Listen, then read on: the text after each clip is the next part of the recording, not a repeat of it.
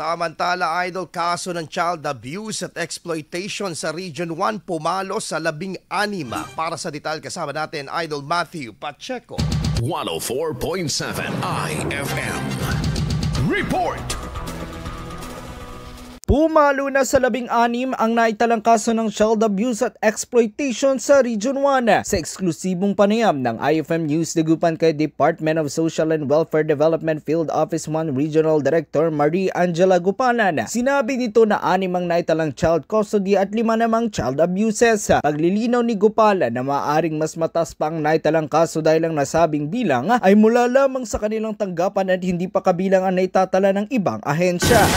Atin pong nakuha lang na data ay yung mga lumapit sa amin. So meron po kaming 16 cases. Although I know that there is a mas malaki pong bilang ang naitatala po natin with the PNP at saka po mga iba pang ahensya. So sa aming natanggap na 16 walk-in and referred cases, meron po tayong 6 na child custody at saka meron po tayong 5 cases ng pang-aabuso sa mga bata.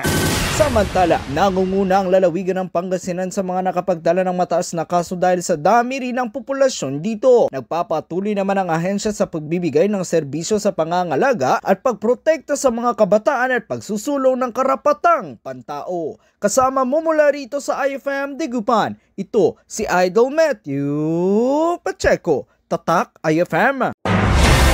IFM News. IFM News. IFM News.